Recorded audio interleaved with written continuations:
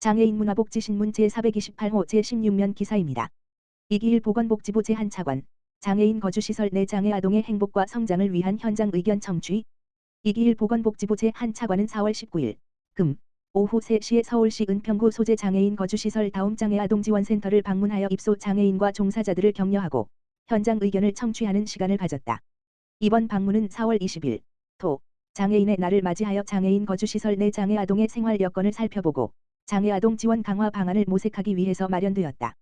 다음장애아동지원센터는 장애아동을 위한 전문시설 별표 사인로서 시설 근처의 장애인 종합복지관, 장애인 직업재활시설, 재활병원 등 전문 이용시설들이 위치하고 있어 지역사회 연계 프로그램이 활발한 곳이다. 별표 사인 현원 32명 중 31명이 18세 미만 아동이며 18세 이상 입소자 1명은 현재 자립을 위한 훈련을 하는 중임. 이기일 차관은 시설을 방문하여 장애아동이 생활하는 곳을 세심하게 살펴본 후 시설 관계자들과 장애인 거주시설 내 장애아동이 더 안전하고 행복하게 살고 자립 능력을 기를 수 있도록 지원하는 방법에 대해 논의하였다.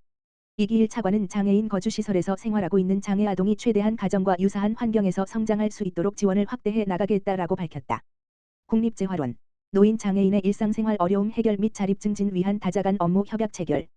보건복지부 국립재활원, 원장 강윤규, 재활연구소는 4월 19일 금 보조기기 분야 프로보노 활동 확산을 위해 한국정보방송통신대연합, 이하 ICT대연합, LGU+와 상호 협력을 위한 다자간 업무 협약을 체결하였다. 업무 협약의 주요 내용은 보조기기 분야와 관련한 국립재활원과 ICT대연합이 보조기기 개발 아이디어 제공자 개발자 간 연계 지원 보조기기 열린 플랫폼의 홍보 활성화 프로보노 정보통신기술, ICT, 멘토링 우수 출품작의 시제품 제작을 지원하기 위해 LGU+ 측으로부터 ICT대연합에 금 1천만 원 기부 등이다. 국립재활원은 노인 및 장애인이 현장에서 실제로 필요한 보조기기 제품 및 서비스를 개발하고 보조기기 연구개발, R&D, 혁신 생태계를 고도화하기 위한 장애인 노인 자립생활을 위한 보조기기 실용화 연구개발 사업 24 물결표 사인 28을 수행하고 있다. 이 사업의 일환으로 생활에 필수적이나 산업화가 어려운 수요 맞춤형 보조기기의 경우는 보조기기 열린 플랫폼을 통해 수요를 공모하고 수요자와 개발자가 함께 보조기기를 개발하여 오픈소스로 결과물을 확산하고 있다. 강윤규 국립재활원장은 본 업무 협약을 계기로 수요자 맞춤형 개발을 통한 장애인의 불편 해소와 사회적 가치 실현에 기여하고 보건복지부 및 과학기술정보통신부 사업에 긍정적인 시너지가 발효되기를 기대한다라고 밝혔다. 용인시 수지장애인 복지관, 경희수 한방약국과 함께 지역사회에 온기를 전하다.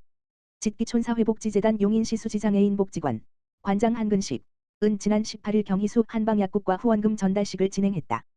경희수 한방약국, 원장 송수근, 은 2020년부터 현재까지 용인시 수지장애인 복지관에 총 1,000만 원 상당의 쌍화탕 및 한방감기약 등 4,000포를 기부했다. 지역사회를 위한 나눔 실천의 일환으로 소외된 이웃들에게 따뜻한 온기가 지금까지 이어져 오고 있다.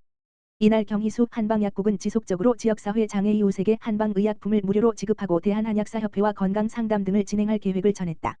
경희수 한방약국 송수근 원장은 지역사회 내 사회공헌을 통해서 보건의료 전문직능인 한약사로서 국민 보건에 기여하고 싶다며 더불어 장애인들의 면역력에 도움이 되는 한약으로 건강을 지키고 한약사에 대한 국민 인식 제고를 위해 노력하겠다고 밝혔다. 용인시 수지장애인 복지관 한근식 관장은 4년이라는 긴 시간 동안 꾸준히 나눔을 실천해 주신 것에 감사하다며 계속 이어질 사회공헌에 담긴 의미를 지역사회에 잘 전달하겠다고 말했다. 한편 경희수 한방약국은 용인시 수지구에 위치한 세 대가 대를 잇는 해독 면역 전문 한방 전문 약국으로 최근 더공진 건강전문연구원 등을 통하여 더욱 건강을 지키는 연구소로 강화했다. 보건복지부 2023년도 등록장애인 현황 통계 발표. 보건복지부 장관 조규홍 는 19일 2023년도 등록장애인 현황 통계를 발표했다. 2023년 말 기준 등록장애인은 264만 1,896명이다. 2023년 한 해 동안 새롭게 등록된 장애인이 8만 6,287명이었고 사망 등으로 등록장애인에서 제외된 장애인이 9만 2,815명으로 2022년 말 등록장애인보다 6,528명이 감소하였다. 전체 인구의 감소로 등록장애인의 비율은 5.1%를 유지하였다. 15개 장애 유형별 비중은 지체장애 43.7%, 청각장애 16.4%, 시각장애 9.4%, 뇌병변장애 9.1%, 지적장애 8.7%. 순으로 지난해와 같았으나 장애 유형별 비중의 변화 추이를 보면 지체장애와 뇌병변장애는 감소세를 보였으며 청각장애, 발달장애, 지적장애와 자폐성장애, 신장장애는 증가세를 보였다.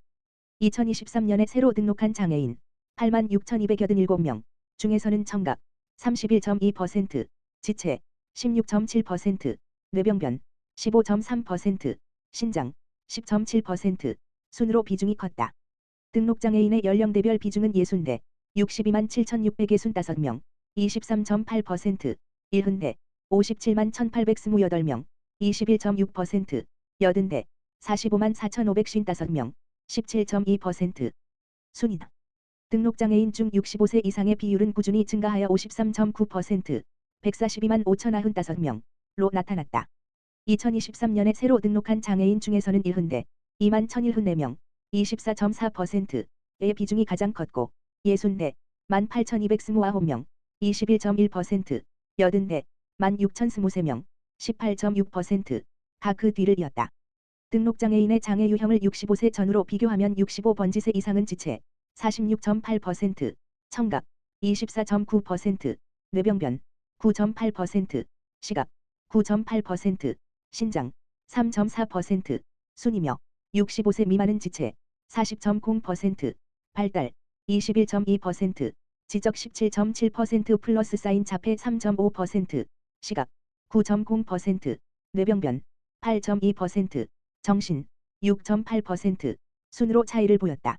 등록장애인 중 심한 장애인은 97만 8,634명, 37.0%, 심하지 않은 장애인은 166만 3,262명, 63.0%이고 남성 장애인은 152만 9,806명, 57.9%, 여성 장애인은 111만 2,090명, 42.1%이었다. 등록장애인이 가장 많이 거주하는 지역은 경기, 58만 6,421명, 22.2%, 가장 적게 거주하는 지역은 세종, 12,944명, 0.5%이다. 보건복지부 황승현 장애인정책국장은 등록장애인 현황은 국내 인구의 감소와 고령화 영향은 물론 사고나 질병 등 장애 원인 발생의 증감, 장애인정 기준의 수준, 장애인 등록의 유인 기재 등이 복합적으로 작용한 결과로 보아야 한다라면서 등록장애인 현황의 변화 추이를 살피고 그에 따른 새로운 정책 수요를 반영하여 장애인에게 필요한 정책을 수립해 나가겠다라고 밝혔다. 중증장애인 직업재활지원 사업 취업 우수 사례 대상에 e스포츠 선수 박주현, 티웨이 에어서비스팀, 시선정, 한국장애인개발원, 원장 이경혜, 이하개발원, 은 23일 오후 이룸센터 누리홀에서 2024 중증장애인 직업재활지원 사업 취업 우수 사례 시상식을 개최했다. 개발원은 이에 앞서 지난 3월 전국 사업 수행기관을 대상으로 우수 사례를 공모한 바 있다. 이날 시상식에서 영예의 대상은 티웨이 에어서비스 e스포츠 선수로 활약하고 있는 박주현 씨, 구매 골드를 향해 장애인 e스포츠의 무한한 가능성가 차지했다.